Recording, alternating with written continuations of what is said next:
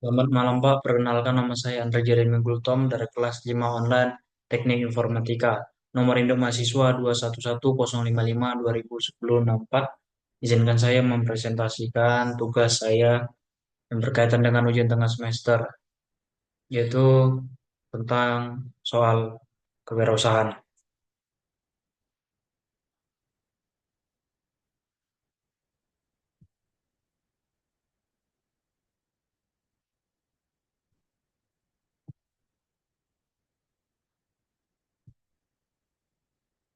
Berikut data diri saya dengan dosen Pak Larisang. Untuk soal nomor satu yaitu dengan soal jelaskan makna kreatif dan inovatif dalam konteks kewirausahaan. Entrepreneur maupun sebagai pegawai berikan contoh keduanya. Sini saya akan menjelaskan kreatif dalam konteks kewirausahaan dan pegawai. Kreatif dalam kewirausahaan. Sebagai wirausahaan, kreativitas sangat diperlukan untuk menciptakan produk atau layanan baru yang menarik pasar atau menemukan cara-cara berbeda dalam mengelola bisnis. Kreativitas juga bisa digunakan untuk memecahkan masalah yang muncul dalam bisnis. Untuk sudut pandang sebagai pegawai, kreativitas berperan dalam menemukan solusi baru untuk masalah yang dihadapi dalam pekerjaan sehari-hari atau menciptakan motif baru yang lebih efisien. Kreativitas juga dapat diterapkan dalam pengembangan diri seperti menciptakan cara lebih produktif atau memberikan ide-ide baru meningkatkan tenaga kerja tim. Kemudian, poin inovatif dalam konteks kewirausahaan dan pegawai. Inovatif dalam kewirausahaan. Wirausahaan yang inovatif akan selalu berusaha mengembangkan produk atau model bisnis mereka dengan memperkenalkan sesuatu yang baru dan lebih baik atau mengadaptasi ide-ide yang dengan cara yang lebih efisien dan efektif. Contoh, Tesla sebagai contoh perusahaan yang inovatif dalam bidang otomotif karena tidak hanya mengembangkan mobil listrik, tetapi juga mengintegrasikan teknologi self-driving dan menciptakan ekosistem energi terbarukan. Kemudian, inovatif dalam pekerjaan sebagai pegawai menjadi inovatif berarti menerapkan ide baru yang dapat meningkatkan efisiensi, mengurangi biaya, atau memberikan nilai tambah lainnya pada pekerjaan atau organisasi. Inovasi dalam hal ini lebih kepada penerapan praktis dari kreativitas yang ada. Contoh, sebagai pegawai manajer proyek yang inovatif mungkin mengembangkan metode baru dalam pengelolaan proyek, seperti menggunakan aplikasi atau perangkat lunak manajemen yang lebih efisien untuk membantu progres, sumber daya, dan anggaran proyek. Kedua, yaitu di mana ada soal jelaskan perbedaan entrepreneurship karyawan dan entrepreneurship pengusaha. Berikan contoh keduanya, jelaskan kelebihan dan kekurangan. Perbedaannya antara lain entrepreneurship atau pengusaha. Pengusaha adalah individu yang menciptakan, mengolah atau mengembangkan usaha sendiri. Mereka memulai bisnis dari nol, memiliki risiko penuh dan memiliki kendali atas visi dan arah bisnis. Sementara entrepreneurship atau karyawan adalah karyawan dalam suatu organisasi yang bertindak seperti pengusaha dengan memanfaatkan sumber daya perusahaan untuk mengembangkan inovasi atau proyek baru. Mereka bekerja untuk perusahaan tetapi diberi ruang untuk menciptakan ide baru. Contohnya yang kedua, kedua poin di atas entrepreneurship seperti Elon Musk, pendiri Tesla dan SpaceX adalah seorang entrepreneur yang membangun bisnis. Kemudian contoh dari entrepreneurship, Paul Bouchet adalah contoh salah satunya, yaitu karyawan Google yang mengembangkan Gmail sebagai proyek inovasi dalam perusahaan Google. Kelebihan dan kurangan. Yang pertama, entrepreneurship. Kelebihannya, kebebasan penuh dalam mengambil keputusan bisnis. Potensi keuntungan besar jika bisnis sukses. Kemudian, kekurangannya, risiko kegagalan dan kerugian yang tinggi. Beban kerja yang berat, terutama pada tahap awal. Sementara untuk entrepreneurship, kelebihan, risiko keuangan pribadi rendah. Karena bekerja dalam organisasi, mendapatkan keuntungan finansial, sumber daya, dan lain-lain. Kekurangannya, tidak memiliki kendali penuh atas proyek, atas pengaruh dari manajemen.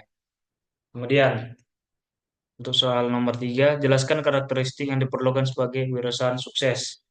Yang pertama, yang harus dimiliki visi yang jelas, sudah pasti. Seorang wirausahaan harus memiliki gambar yang jelas untuk tujuan dan masa depan bisnisnya. Kedua, kreativitas dan inovasi. Kemampuan untuk berpikir di luar kebiasaan dan menciptakan solusi baru yang penting. Itu yang disebut kreativitas dan inovasi. Ketiga, pastinya berani mengambil risiko. Keberanian untuk menghadapi ketidakpastian dan mengambil risiko yang terukur adalah kunci sukses. Mengambil risiko. Ketahanan. Dunia bisnis itu pastinya penuh dengan tantangan dan kegagalan. Wirasawan yang sukses memiliki ketahanan mental yang kuat. Ya. Kemudian kepemimpinan, kemampuan untuk memotivasi, mengarahkan tim sangat penting. yaitu faktor dari kepemimpinan. Kemudian manajemen waktu yang disiplin. Disiplin dalam mengatur waktu dan menetapkan prioritas sangat diperlukan. Itu poin dari manajemen waktu. Keterampilan mengolah keuangan. Pemahaman yang baik tentang pengelolaan keuangan sangat penting untuk seorang wirasawan. Kemudian komunikasi yang efektif. Seorang wirasawan harus bisa berkomunikasi dengan jelas, baik dengan tim pelanggan, investor, maupun mitra bisnis. Kemudian berorientasi pada pelanggan. Memahami kebutuhan dan keinginan pelanggan adalah kunci untuk menciptakan produk atau layanan yang sesuai. Terakhir, tekad dan semangat. Motivasi diri yang tinggi dan semangat untuk mencapai tujuan adalah bahan bakar yang membuat wirasawan maju. Nah, untuk poin nomor 4, cara mengidentifikasi peluang menjadi dan potensi usaha. Yang pertama, kita harus mengamati tren pasar. Perhatikan tren yang sedang berkembang di masyarakat, seperti perubahan gaya hidup, teknologi, pergeseran demokratif, dan lain-lain. Poin kedua, memahami kebutuhan konsumen. Identifikasi masalah atau kebutuhan yang belum terpenuhi di pasar. Ya. Kita harus memahami kebutuhan konsumen. Menggunakan kekuatan diri atau keahlian unik, ya evaluasi keahlian, pengetahuan dan sumber daya yang miliki. Nah, kemudian contoh misalnya Anda memiliki keahlian di bidang teknologi, Anda bisa mengembangkan aplikasi inovatif. Empat, analisa kompetitor ya, pelajari pesaing kita, di mana letaknya yang mereka mungkin gagal dalam memenuhi kebutuhan konsumen ini bisa membuka peluang menciptakan produk baru. Poin B, tahapan yang perlu aku untuk mengidentifikasi peluang usaha. Yang pertama, observasi dan penelitian pasar. Lakukan riset pasar secara mendalam untuk mengumpulkan informasi tentang kebutuhan konsumen dan pasar dan situasi kompetisi. Kedua, analisis SWOT, strength, weakness, opportunity, threat. Melakukan analisis SWOT ini nah, untuk menilai kekuatan, kelemahan, peluang, dan ancaman ide yang Anda pilih. Ini akan membantu. Ketiga, evaluasi potensi pasar. Ukur seberapa besar pasar yang Anda capai dalam produk lain tersebut, evaluasi juga. Keempat, menyusun rencana bisnis. Jika ide lain untuk dikembangkan, susun rencana bisnis yang mencakup strategi pemasaran, analisis keuangan, dan langkah-langkah operasional. Kemudian, nomor 5, berikut adalah beberapa langkah untuk menghilangkan keraguan. Ya. Pertama, melakukan riset dan mengumpulkan informasi. Preparation, pemahaman yang mendalam, ragu seringkali muncul ketika kurang pengetahuan. Melakukan riset mendalam tentang industri, target pasar, kompetitor. Kemudian membuat rencana bisnis yang solid. Dan rencana yang terstruktur, yaitu susun rencana bisnis mencakup tujuan, strategi pemasaran, proyeksi keuangan, dan analisa risiko. Ketiga, memulai dengan skala kecil, uji coba terbatas. Jika kita masih ragu, mulailah dengan bisnis kecil dan proyek pencontohan contohnya. Kemudian keempat, mendapat mentor atau bimbingan. Ya, pembimbingan dari pengusaha berpengalaman, berbicara dengan mentor atau pengusaha yang sudah berpengalaman, memberikan panduan mengurangi ketakutan kita. Kemudian tahapan yang harus dilakukan seorang wirausaha. Yang pertama, melakukan observasi dan penelitian pasar. Langkah, lakukan penelitian yang memahami tren, kebutuhan konsumen, dan kekosongan di pasar. Penerapan dalam bisnis kuliner, kita bisa mengamati tren makanan yang sehat yang sedang populer, misalnya dengan mempelajari kegiatan di masyarakat di wilayah kita. Jika banyak peduli dengan makanan organik atau rendah kalori, ini bisa menjadi peluang. Contohnya, kedua, mengidentifikasi masalah atau kebutuhan konsumen. Langkah, temukan masalah yang dihadapi konsumen, kebutuhan yang belum terpenuhi di bidang kuliner. Konsumen sering mengeluh bahwa makanan kurang sehat, cenderung mahal, dan butuh lama untuk disajikan. Tiga, melakukan analisis kompetitor. Pelajari bisnis kuliner yang sudah ada untuk mengetahui kelebihan dan kelemahan mereka. Kemudian penerapan dalam bisnis kuliner kita. Contohnya kita bisa mengunjungi restoran-restoran atau tempat usaha kompetitor. Kemudian evaluasi potensi pasar. Langkahnya ukur seberapa besar potensi pasar untuk ide Anda, termasuk target konsumen dan daya beli mereka. Kemudian poin nomor 5, menganalisis kelayakan dan risiko. Makanya pertimbangan aspek keuangan, operasional, dan sumber daya untuk menentukan apakah ide kita layak dijalankan. Kemudian merevisi dan menyusun rencana bisnis langkah berdasarkan hasil uji coba. Revisi ide Anda dan susun rencana bisnis yang lebih komprehensif. Kemudian nomor 7, langkah-langkah analisis pasar yang bisa saya lakukan. Yang pertama, melakukan riset pasar, survei dan kuesioner, mengandalkan survei kepada mahasiswa dan staf kampus untuk memahami kebiasaan konsumsi kopi mereka untuk bisnis usaha kopi.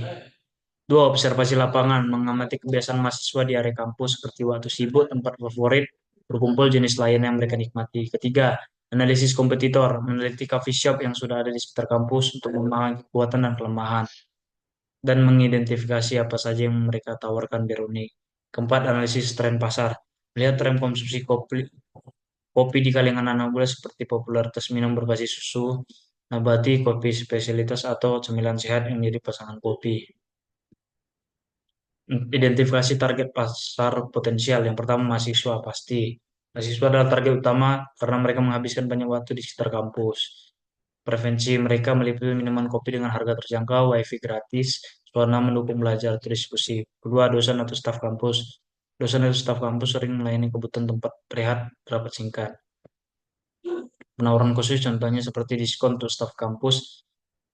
Tiga, pengunjung luar. Area kampus juga sering dikunjungi alumni, keluarga mahasiswa atau masyarakat umum yang mungkin tertarik dengan coffee shop yang kita mau bangun.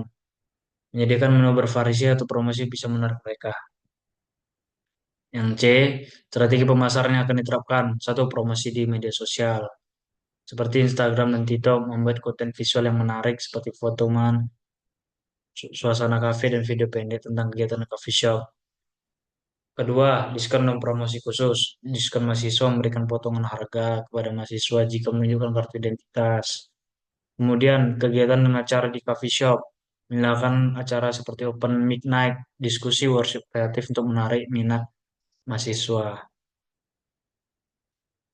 Untuk poin 8, analisis SWOT adalah alat strategis yang digunakan untuk memahami kekuatan, kelemahan, peluang, dan ancaman yang dapat mempengaruhi kesuksesan. Berikut adalah 4 halaman utama dalam analisis SWOT. Yang pertama, strength, kekuatan. Faktor internal yang memberikan keunggulan kompetitif kepada bisnis. Contohnya, lokasi strategis coffee shop yang tadi yang terletak di area kampus memudahkan mahasiswa dan staf mengakses tempat. Produk unik menyediakan minuman spesial seperti kopi dan rasa lokal, cemilan sehat. Kedua, weakness, kelemahan. Definisi faktor internal yang dapat menghambat performa bisnis, membuat kurang kompetitif. Kelemahan bisa mencakup kekurangan sumber daya, finansial, dan pengalaman. Contoh, penerapan modal terbatas, keterbatasan dana untuk membeli peralatan berkualitas. Opportunities, peluang, yaitu faktor eksternal yang bisa dimanfaatkan untuk mengembangkan bisnis. Contoh penerapan tren kopi spesialitas, meningkatkan minat mahasiswa terhadap kopi spesialitas dan minuman berbasis susu nabati bisa menjadi peluang memperluas menu. 4. Trade ancaman. Definisi faktor eksternal yang dapat memberikan tantangan atau risiko bagi bisnis. Ancaman bisa datang dari persaingan, perubahan tren, atau ekonomi yang memburuk. Contoh persaingan ketat. Keadaan coffee shop di sekitar kampus lain sudah memiliki pelanggan setia dapat menjadi tantangan. Kemudian analisis SWOT untuk PT Sejahtera. Strength, kekuatan, produk yang populer. Permintaan produk meningkat sebesar 50% yang menunjukkan bahwa PT Sejahtera disukai oleh pasar dan memiliki pasar yang baik. Reputasi yang baik jika sebelum perusahaan reputasi baik, ini menjadi aset berharga untuk memperluas pelanggan. Kedua, weakness, kelemahan. Kapasitas produksi terbatas, infrastruktur yang tidak memadai untuk melonjakkan permintaan. Kedua, kualitas produk tidak konsisten, masalah kualitas tidak stabil, merusak kepercayaan. Tiga, opportunity peluang. Ekspansi masyarakat dengan meningkatnya permintaan PT Sejahtera memiliki peluang memperluas pasar, investasi dalam teknologi, mengadopsi teknologi produksi yang lebih canggih untuk meningkatkan fashion dan kualitas. Empat, trade ancaman. Kepuasan pelanggan berkurang. Jika perusahaan tidak mampu, permintaan dihasilkan tidak berkualitas, pelanggan bisa beralih ke kompetitor. Kemudian, rekomendasi strategis untuk mengatasi masalah. Pertama, meningkatkan kapasitas produksi. Investasi dalam mesin atau peralatan baru. Kemudian, mengatasi masalah kualitas produk seperti pelatihan karyawan. Tiga, memanfaatkan peluang ekspansi pasar. Meningkatkan kapasitas secara bertahap. Nomor 10, faktor-faktor produksi adalah sumber daya yang diperlukan untuk menghasilkan barang dan jasa dalam suatu proses produksi. Dalam konteks ini, faktor-faktor produksi terdiri dari satu sumber daya alam, yaitu semua bahan mentah yang diproduksi dari alam yang digunakan dalam proses produksi ini termasuk bahan baku seperti logam, kayu, air, tanah, dan energi. Dua, tenaga kerja labor. Definisi semua tenaga manusia terlibat produksi ini barang jasa ini mencakup karyawan langsung. Tiga, kewirausahaan entrepreneurship, yaitu kemampuan dan kalian yang memiliki pengusaha dan manajer untuk mengkoordinasikan, mengelola faktor produksi untuk mencapai tujuan bisnis. Pengaruh faktor-faktor produksi terhadap aspek berikut. Satu, quality control, pengendalian kualitas. Pengaruh faktor produksi terhadap quality control. Pertama, sumber daya alam. Kualitas bahan baku sangat mempengaruhi kualitas produk akhir. Jika bahan baku yang digunakan tidak berkualitas, maka produk yang hasilkan juga tidak akan memenuhi standar kualitas. Tenaga kerja, karyawan yang terlatih dalam prosedur pengenalan kualitas, ketika penghasilkan kualitas produk, akan menghasilkan produk yang standar konsisten. B. Manajemen inventory, inventory management. Pengaruh faktor produksi terhadap manajemen inventory, sumber daya alam, yaitu ketersediaan bahan baku yang stabil dan tepat waktu akan mempengaruhi tingkat persediaan yang dikelola. Kekurangan bahan baku dapat menyebabkan kekurangan persediaan produk.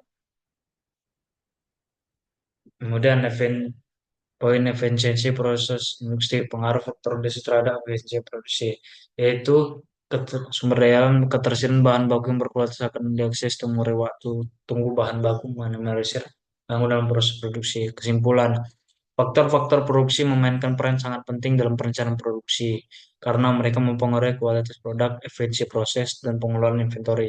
Oleh karena itu, perusahaan perlu memastikan bahwa mereka memiliki bahan baku yang cukup berkualitas, tenaga kerja terampil, modal yang cukup, investasi, serta keberhasilan mampu mengolah faktor produksi dengan efektif.